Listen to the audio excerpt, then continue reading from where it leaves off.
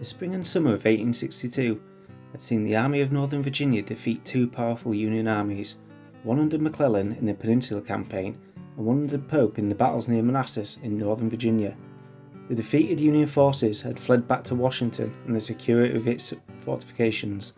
The victorious general, Robert E. Lee, was then faced with an important strategic decision: how he and his soldiers would maintain the initiative and set the stage for a Confederate victory in the war. Lee and the Southern leadership agreed that the best course of action was for Confederate forces to carry the war north. So Lee took his soldiers across the Potomac, and for the first time since the commencement of the war, nearly a year and a half earlier, led a Confederate army onto Union soil. However, almost from the start, things did not go as planned. The Union garrison at Harper's Ferry did not flee in the face of the advancing Confederates, but dug in and waited for battle. Additionally, McClellan used his extraordinary administrative talents to quickly organize the demoralized Union forces near Washington into a new Army of the Potomac. He then also moved to counter Lee's invasion with uncharacteristic clarity. After crossing the Potomac River into Maryland north of Leesburg, the Army of Northern Virginia continued north and captured Frederick. At this point, Lee divided his army, with some troops marching to invest Harper's Ferry, while others moved west, across South Mountain towards Hagerstown. Only D.H. Hill's division and some of Stuart's cavalry were left to act as a rear guard. Unfortunately for the Confederates, McClellan and the Army of the Potomac were now in pursuit, and the Union forces marched towards Frederick and South Mountain in multi-corps strength. On September the 14th, pitched battles were fought for possession of the three main South Mountain passes: Crampton, Turner and Fox Gaps. By dusk, the outnumbered Confederate defenders were driven back, and McClellan was in a position to destroy Lee's army before it could concentrate. However, McClellan's limited activity on September the 15th after his victory at South Mountain condemned the garrison at Harper's Ferry to capture, and gave Lee time to unite his scattered divisions at Sharpsburg. Now then, and welcome to another video. So, in this little series of videos I'm going to do, I mentioned it on my last video, that I'm going to try and put on a historical game. I've never done this before. Played lots of historical war games, but I've never tried to refight an actual historical battle. So for the first one, what I've decided to do is play an American Civil War battle, and it is the morning battle at Fox's Gap. Downloaded this from the Fire and Fury website. It's got the full history, well, a bit of an intro to the history of the battle there, which I read out before, and in there also is the battle map and the dispositions of various forces. It's only on a 4x3 gaming table, so I can fit it on the dining room table downstairs, and also the army lists, basically.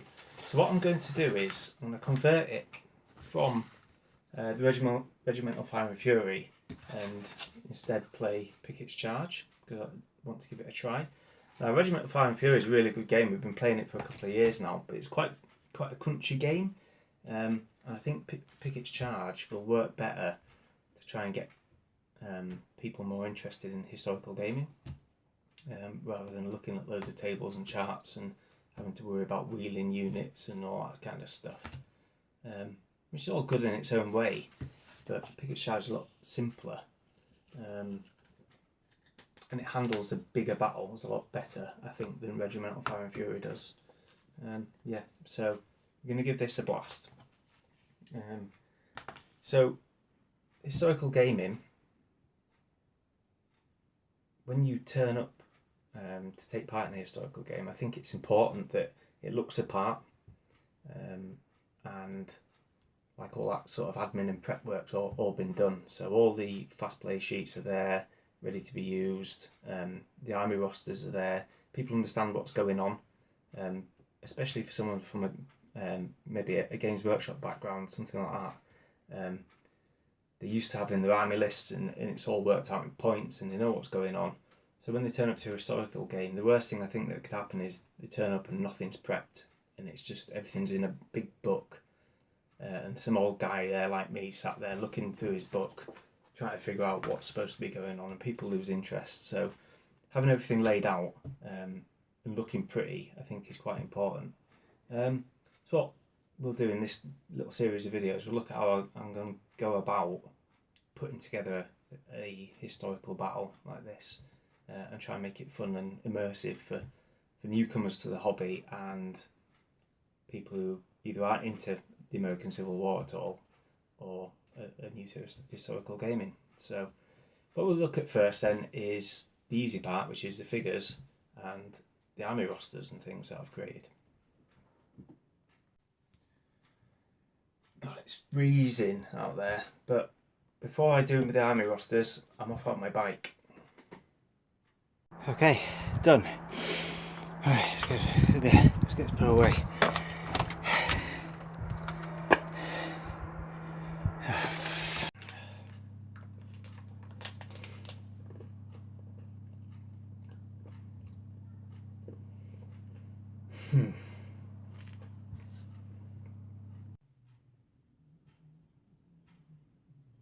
Okay, so starting off with the Union Force, so I'm just going to brighten this just a little bit. There we go.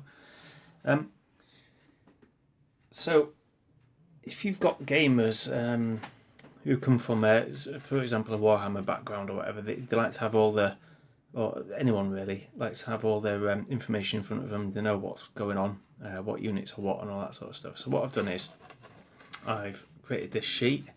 Hopefully that's focusing on there. If not, I'll put something up here somewhere. Okay, so it's listing there your brigades.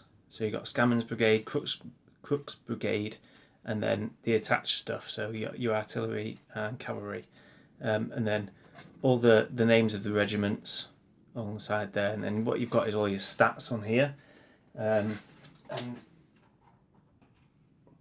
as you're playing the game, each player will have one of these, and as the units take casualties, just with a non-permanent pen, you can just mark it off. So when it's in the green, it's still a fresh unit. Once it gets to this colour, you start getting penalties, so it's a -1 on your activations, etc. Once you get to that, it's a -2, and then when you're in the red, the whole regiment disperses. So depending on the size of your unit, that's how it works in Pick Its Charge. And also on there, you've got your starting forces and then what turn they arrive and where they arrive. So hopefully anyone playing the game, they'll understand what's going on. So what I've done is I've marked up all the different units to correspond with this. So you've got Scammon there, the 1st Brigade Commander. So there he is, he's got his little label on the back there. It's an idea that I've taken from Fire and Fury. I think it works really well. So the first unit is the 12th Ohio, and that's them there. And again, they've got the little label there. Then you got the 23rd Ohio and the 30th Ohio. So that completes that 1st Brigade, and that would be the starting forces for Fox Gap. And then behind them we've got the 11th Ohio, and then 2 green regiments or battalions, part of a large regiment. So you've got the 1st Battalion and the 2nd Battalion of the 36th, and that's these two. And the 11th Ohio I've made into Zouaves. I don't think they actually were Zouaves, but those are the figures I had, and just to make them look different as well. And then moving on, we've got the 1st Battery of the Ohio Light Artillery, all listed on there, and that arrives at turn 3, and that's them there.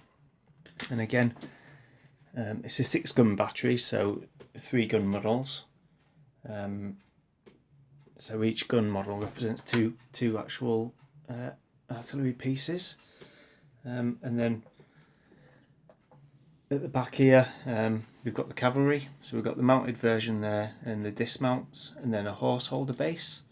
And also, to lead this, to come on with these, what I've done is I've got Lieutenant Crow, who was attached to the artillery, in fact, and he gives that some bonuses there. And as just a little bit of window dressing, really, I've got my ammunition wagon, and I'll come up with some kind of special rule for that, to resupply the guns, or maybe take off the damage on the guns, or if I get a low on ammunition result for my artillery, if the ammunition wagon's there, you can take that off just to give them that little bonus. Yeah, so that's the force for the Union stuff. And then I've got my divisional commander, which is Cox there, and his 3 ADCs. So for each of these brigade commanders, you get an ADC. So you've got Scammon, Crook, and Lieutenant Chrome there. So 1 ADC each for them. Been quite generous because it's such a small battle. Hopefully that'll work. Another little things then, just to make it look cool, I've made dice trays with the flags in. So the first one there being the Union one. Just got that printed out, put in the bottom of there. And obviously blue dice for the Union. And then for the Confederates, it'll be the Confederate flag with grey dice in, which I'll show you in a bit. And also, if we wanted to, so just rebrighten that slightly. What we could do is use blinds. I've just created a load of blinds, and you just write on the back which unit it is, or whether it's a dummy unit. So if we wanted to start the game with just these on the table, and then as they're spotted, you can reveal the units. We can do that as well.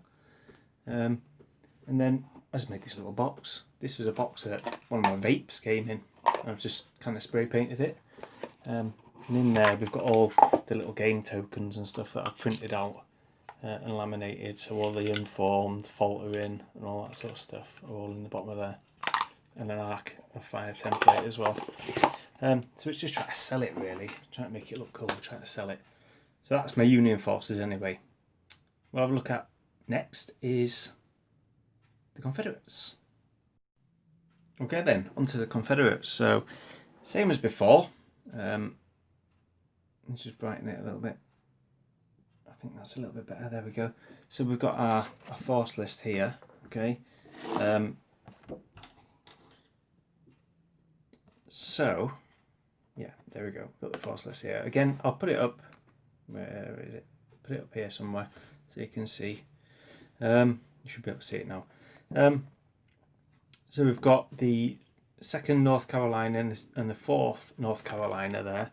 So that's these 2 units. Okay, both quite small, and they're part of the starting force on the table. Oh, in fact, no, I'm lying to you. They arrive at turn 5, and then the rest of them, all the rest of them are starting forces. So these are the reinforcements for the Confederates, and as you can see, they're veteran and elite troops. Whereas a lot of the Union troops in this battle were either regular or green. So the Confederates are quite an elite force, or more of a veteran force. Been on campaign for a while. So we've got Chew's Brigade there that comes on turn 6. And then we've got Garland's Brigade at the back here.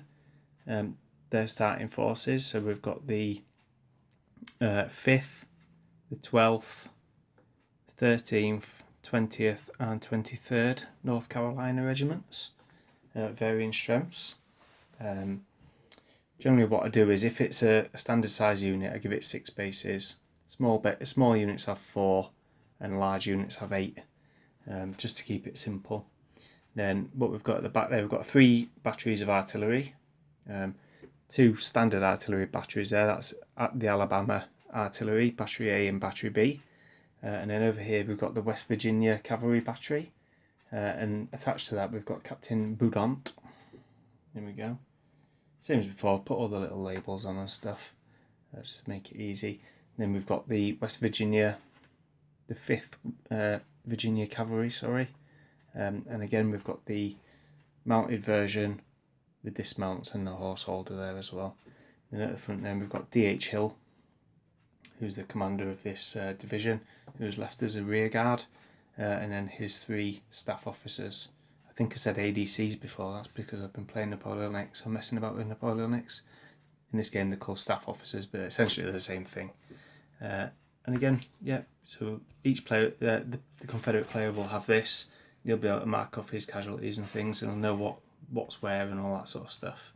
And again, made some blinds, just in case we decide to try that out and see how that works. And then finally, over there we've got the Confederate. I do apologise, so yeah, the Confederate dice tray there with the dice in it. I think I turned myself off then, I'm not quite sure. Just rebrighten it. So yeah, that's all the forces and all the little bits and pieces to try and make the game look good, and hopefully it'll run okay because we've got all the information we need.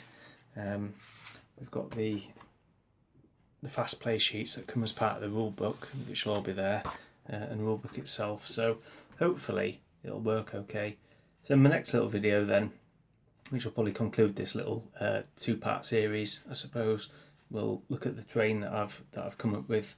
And see the forces actually deployed on it and see how it works. I might even do a battle report if I can figure out how to do it. Anyway, I hope you enjoyed. Any comments, any feedback, I really appreciate it. If you were to put on a historical game for non-historical gamers, or you're trying to get people into one period or the other, how do you go about doing it? This is the way I'm going to try and do it. Just by trying to make it look pretty and trying to sell it. But we'll see, I suppose. Thanks very much for watching again, and I'll speak to you soon. Bye bye.